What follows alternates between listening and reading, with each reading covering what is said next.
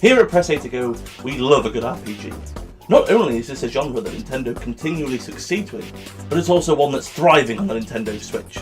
After the unsurprising success of Legend of Zelda Breath of the Wild, the Switch has been looking for another huge RPG to step up to the plate. Today we'll be taking a look at the Switch exclusive Xenoblade Chronicles 2.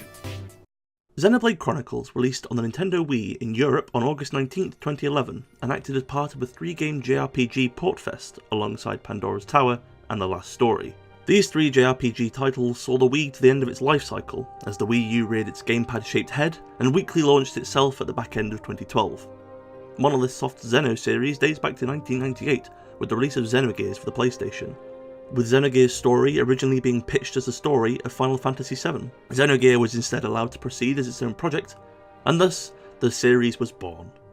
Xenoblade Chronicles reviewed extremely highly, praised for its engaging combat system and beautiful world, whilst it was however critiqued poorly for its very last generation graphics, even by the Wii's standards. This game also featured a full British voice cast, which I think really added some charm and something a little different to the game. Perhaps this had something to do with the fact that the game wasn't originally confirmed to be releasing in North America, with plans only for a European release, but who knows. Following on from the success of the first game, spiritual successor Xenoblade Chronicles X was released for the Wii U in 2015, and the true sequel Xenoblade Chronicles 2 was released for the Nintendo Switch in December of 2017. Whilst neither game scored as well as the first critically, I personally believe that Xenoblade Chronicles 2 is the best in the series.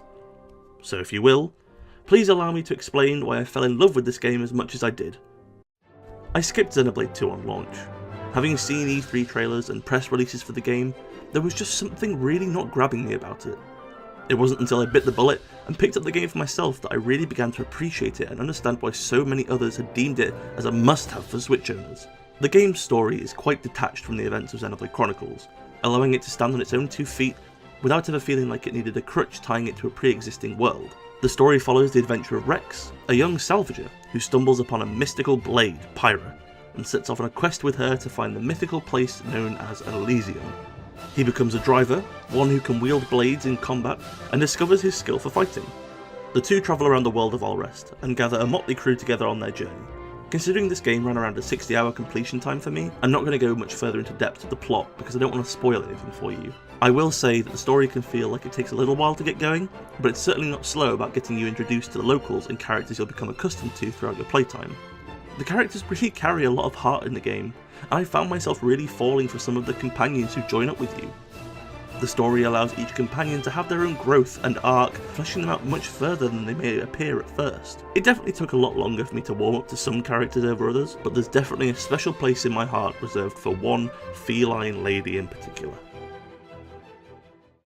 Xenoblade 2's combat shines, and I feel like it really finesses what Xenoblade Chronicles established without ever becoming overbearing or complicated. Switching between arts in Xenoblade 1 always felt a little confusing to me, and managing so many abilities just got a little haphazard at times. Xenoblade 2 fixes this issue entirely by allowing each blade you use to have 3 main attacks, with a 4th special that charges over time.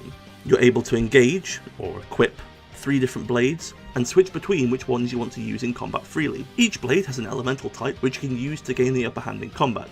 If, for example, a creature is weak to fire, then whip out Pyra and beat them down with a damage bonus you're granted. It is possible to control the other members of your party, meaning you can take the role of tank or healer instead of DPS if you so wish. During my first playthrough I actually spent a lot of time in the opening hours with the tank role, just because I enjoyed the battle style of that more, but once I understood the nuances of combat, I soon took over the DPS role once again. In a fight, each character will continuously auto-attack whichever enemy they're targeting. Auto-attacks decrease the cooldown for your 3 other abilities, and the use of those abilities increases the gauge for your big 4th attack, which can be unleashed in 3 different power stages. The combat itself does feel a little familiar for MMO players, and I was able to pick it up on a surface level quite quickly. It does take a little practice to get the precise button timings down to maximise cooldown usage efficiently, but there are plenty of videos that will explain it a lot better than I can, so go and check those out. You're also able to create blade combos by linking your elemental attacks together in progressively stronger stages. Doing this provides debuffs on enemies as well as allowing you to perform a stronger chain attack for massive damage. The game provides a handy little chart so you can see which elemental types you'll want to chain together to reach a debuff. You might use a stage 1 fire special, followed by a stage 2 water special, topped off by a stage 3 fire special. Learning the ins and outs of combat is essential, especially towards the end of the game, and as daunting as it may seem, I'm sure you'll be able to master it with just a little trial and error.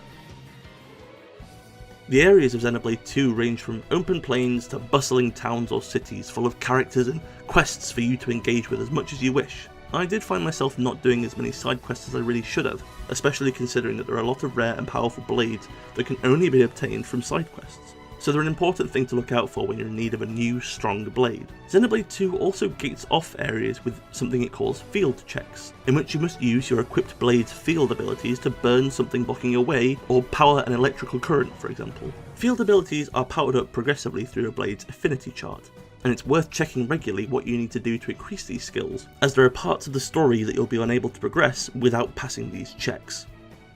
It certainly can be a little frustrating, and it might mean you have to go back and grind and level up a field ability. It's only a real problem when there are checks for the field abilities that are only found on specific blades, meaning if you haven't got multiple rare blades with a specific ability on, you'll be forced to grind regardless.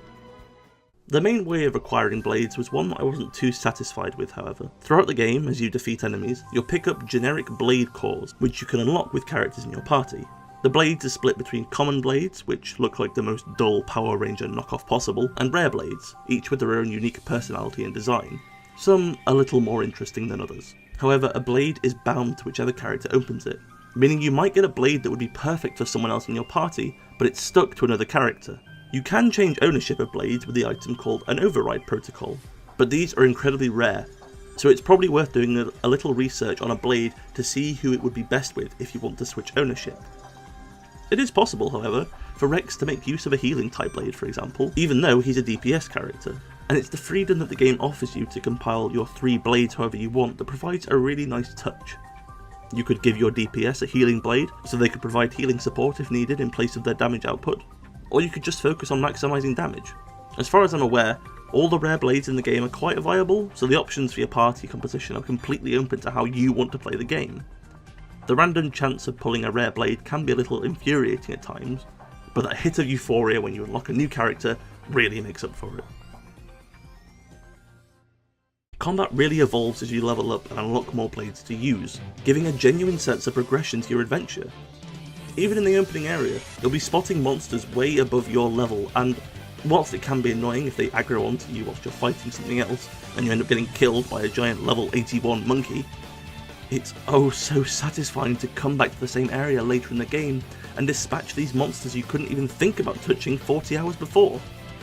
Just seeing your damage output increase over time really helped me to feel like I was growing as a player, and to understand the growth that Rex faces as you progress through the game alongside him.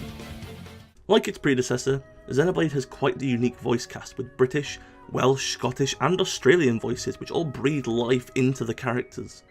This mix of accents helps to accentuate the size of Alrith's world as well, and really helps to make you feel like you're travelling on this huge journey as each city's citizens sound different to each other. That is, of course, if you're playing with the English voice acting cast. It's entirely possible to play the game with the original Japanese voice cast, which is a neat option to have if that more takes your fancy. The English voice cast is actually surprisingly good for the most part, but I do think that Rex's voice actor really doesn't provide the right emotion or power behind his voice at certain points. There are emotional scenes when Rex is fueled by anger or determination, but it very rarely feels that convincing in his performance. This would have been fine if all the other characters weren't acted so well. It's hard to feel sympathy for Rex at certain points because the voice performance just doesn't match what's happening on screen. There are plenty of other arguments against other characters' voices, but this was the biggest nitpick for me. One thing that did become annoying though, is just how much the enemies talk in combat. Human enemies will not stop talking, and rotate between 2 or 3 voice lines continually. Partner this with the more obnoxious members of your party, I'm looking at you Tora, and you got yourself a series of incredibly talkative battles. There's even more to Xenoblade Chronicles 2, but extra bits don't start to set in until past the 10-hour mark, and the game introduces things well enough that I don't need to go over them here. As a JRPG, Xenoblade Chronicles 2 is a beautifully colourful adventure with fantastic characters and a combat system that keeps the fights constantly evolving as you try to work out the best combos on the fly. There's plenty of extra bosses and exploration to be done once you've beaten the main story too, so it's one of those games that has plenty of progression to keep you coming back to it. Xenoblade Chronicles 2 rightly deserves to be dubbed as a must-have for Switch owners. It's one of the most engaging RPGs I've played since Persona 5 last year, and I've been waiting for something to come along and grab me as much as this game did.